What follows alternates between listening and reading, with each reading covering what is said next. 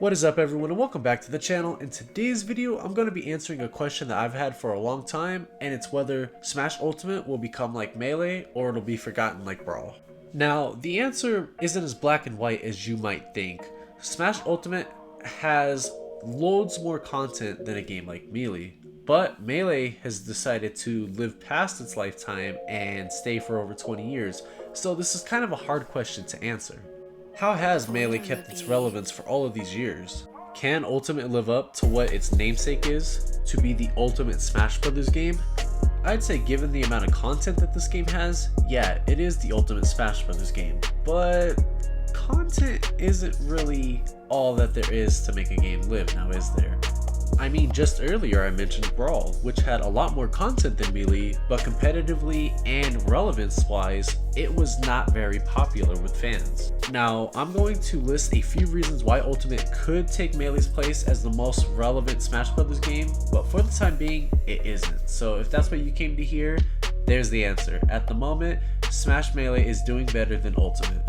So reason number one as to why I say Ultimate may be able to take Melee's place is just the sheer amount of characters that this game has.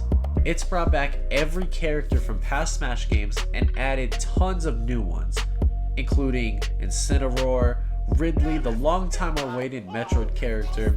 It nerfed Bayonetta, that is probably the best thing that this game could have done. I'm just joking, by the way, it was nerfing Meta Knight. But anyway, the sheer amount of characters in this game is going to add to its longevity.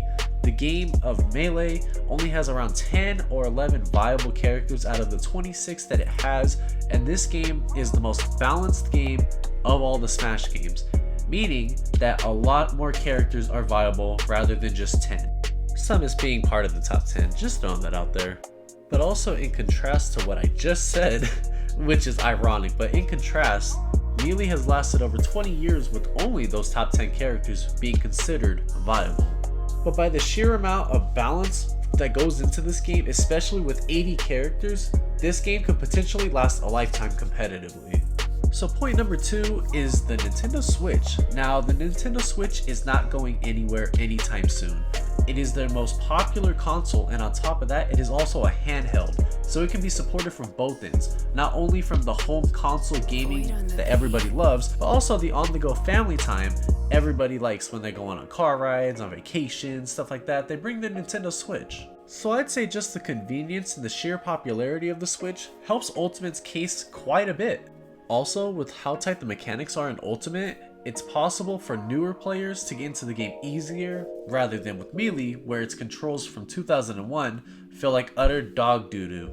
I'm sorry, I love Melee, it's my favorite Smash Brothers game, but if you're not a competitive player in that game and have not mastered the controls, it feels like shit to play that game.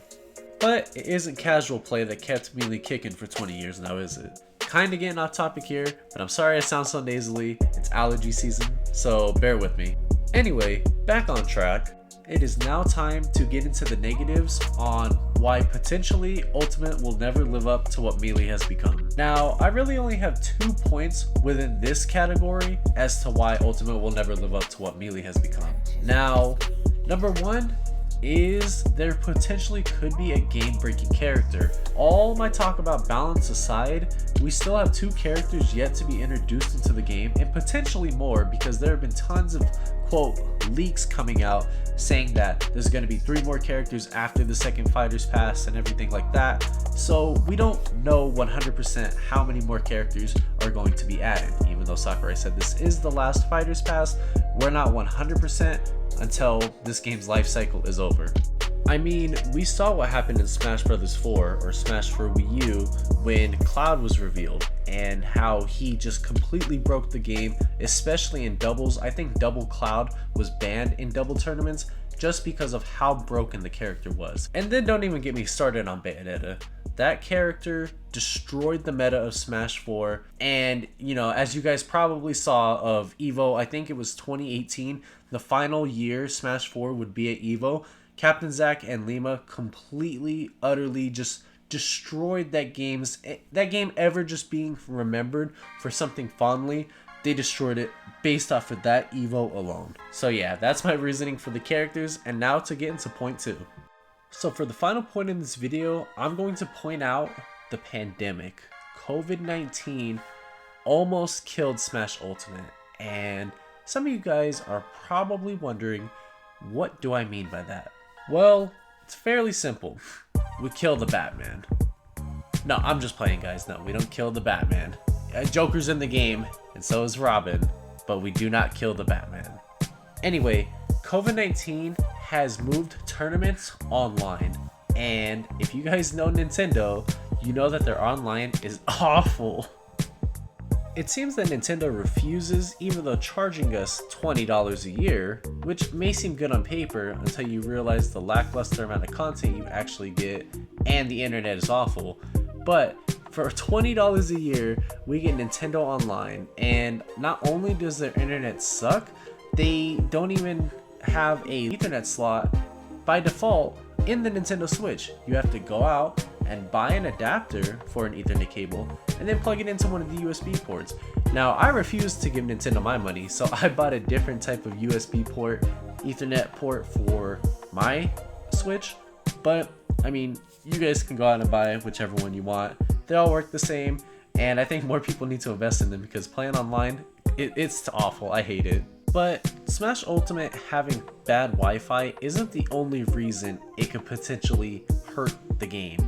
Melee in the year 2021 has a mod called Slippy to where you can play online better than you could a LAN, setup with Melee. And that's it's disappointing to say the least that Nintendo really just doesn't care. Not only just about Melee, Ultimate, but just about their online in general. Now, it's been that way forever, but Nintendo needs to really get with the times. So, with all of that being said, what is the answer? Will Smash Ultimate become the new Melee? And to that I say, find out next time on the next episode of Dragon Ball Z Kai. No, I'm just kidding, guys.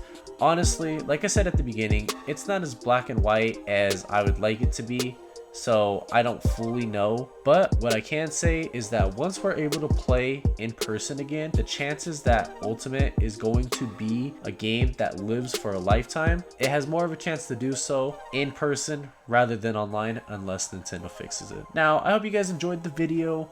Leave a like if you did, and subscribe if you're brand new to the channel. Anyway, guys, have a good day, and peace out.